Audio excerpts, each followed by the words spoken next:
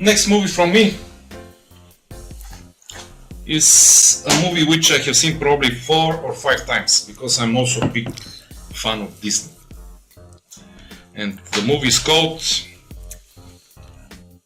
Saving Mr. Banks. Oh, it's a good film, isn't it? So, Saving Mr. Banks is with, of course, Tom Hanks plays Disney.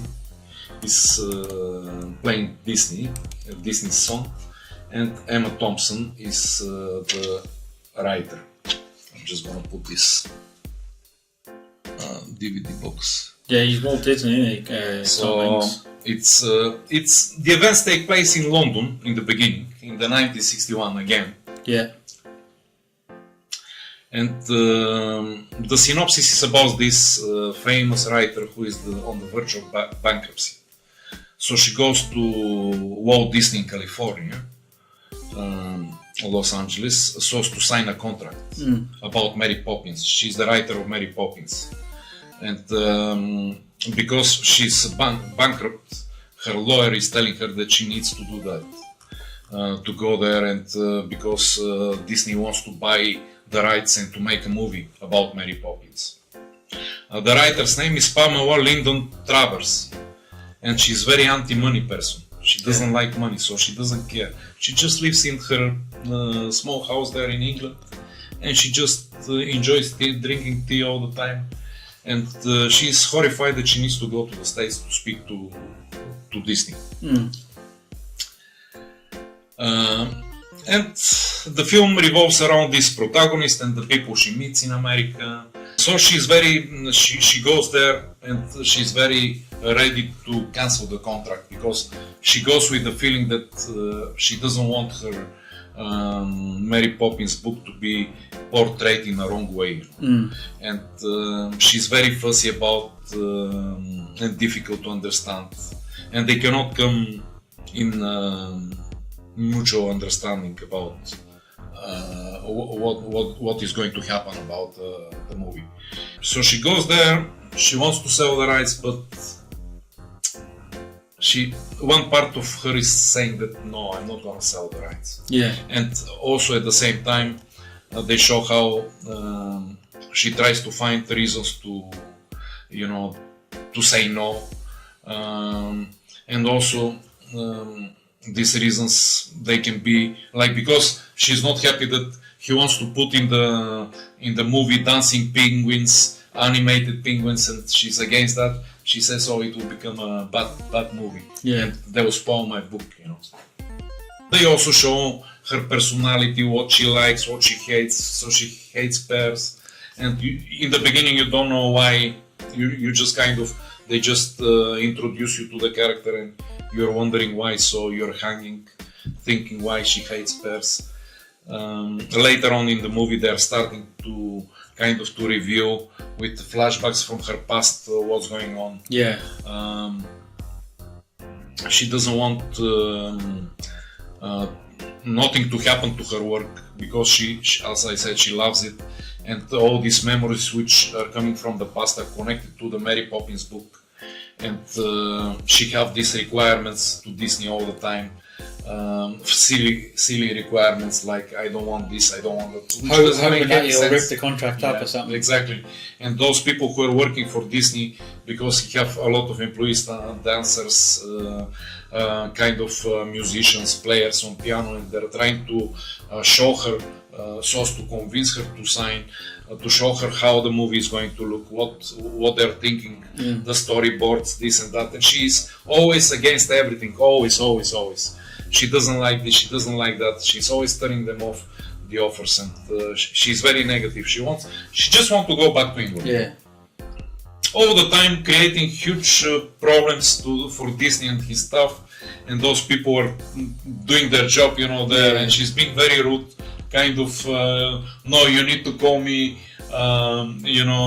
Mrs. Yeah. You cannot call me by first name. And, in America, they're kind of a bit more, not so formal. Yeah. They speak to you, they might talk to you in first name. Yeah. And she creates those difficult situations, nearly impossible to resolve, you know. And Disney's he's getting mad. He don't know what to do, you know. And he's nearly thinking that she will go back to England. You know. For example, she says she doesn't want anything red in the movie because she's an anti-red person, you know.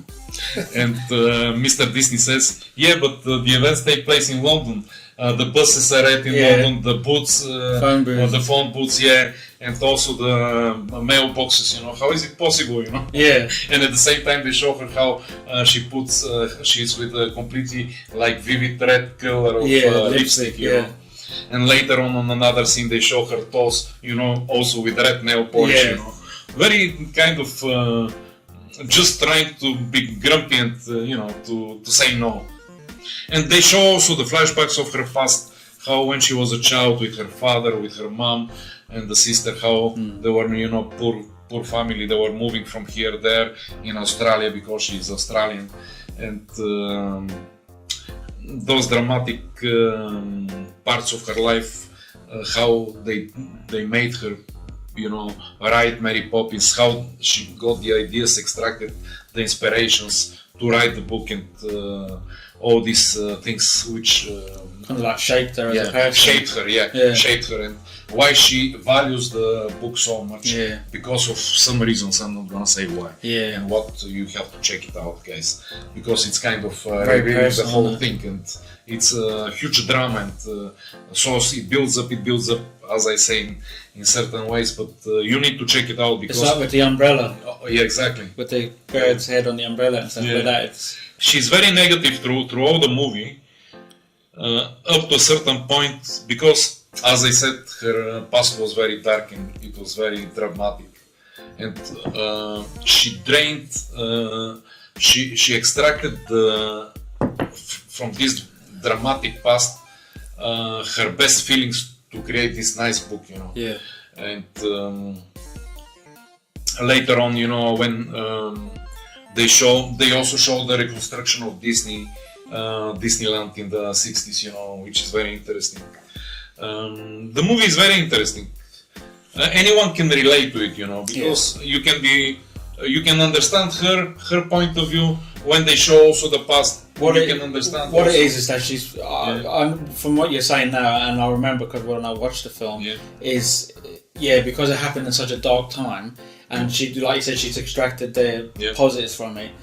It's the only sort of good memory she has. She doesn't want it spoiled, which you can understand. Yeah, exactly. You know, you can understand it's something so personal to you. You're just worried that, but Walt Disney, obviously, that knows how much it means to her, and wants to retain the good memories. But she was mostly very afraid that the musical will spoil the book, you know? So, but this team of his, which are very intelligent people, very original with out of the box thinking, and they came up to convincing her, you know, in a way. You know, at some points, I'm not gonna say what and with what, but there was a song about a kite, and she liked it, and then she started to open up. But guys, you need to watch the movie. If I say more, it will be quite a lot. It's very nice film. The way they filmed the movie, the way the stories build up, and how they presented the facts and all these flashbacks. Everything is. It makes sense only if you watch it, you know. If I say millions of things, you're not gonna understand nothing, you know. Especially when I'm talking. But, you know, being very. But it's something which the viewer needs to experience, you know, so as to understand it, because it's very easy and pleasant to watch, you know. And it's a nice family movie. I can recommend it for a family, kind of a Sunday. After having it is that sort of film. A chicken roast or something, you know, you just gather with the family, you play Saving Mr. Banks, and you kind of enjoy. It's funny you say that because I always remember when I was younger, I'd be like Mary Poppins. I'd probably watch it on a Sunday or something like that. Do you know what I mean? Yeah, it's a good movie. Strongly recommended by me. John also agrees with me because he has seen it. it's the best performance of Emma Thompson and Tom Hanks for me. For me, one of the best movies of Tom Hanks. Yeah. After he's always solid though, and he's yeah. always a solid, reliable. Of course. You know what you're getting with him, don't you? Oh yeah. Oh yeah. Such an actor. Such an actor. It's a pity he's getting old and he's not. You know, the problem with Hollywood is once you get old, they try to avoid you. Yeah. You know, they kind of avoid you because you keep your price, Yeah. but you're old, and they say, okay, why should I take this guy when I can take that guy Yeah. who is 20 years younger and he will be cheaper. You know, it's not only, you know, and people like Tom Hanks, they keep their performance. They don't lose it. You No. know? They're to the end top actors. Yeah. It's He's like still got the same sort of Yeah. charm and Oh, likability. yeah. Do you know what I Oh mean? yeah. Guys, from me, saving Mr. Banks. Very good.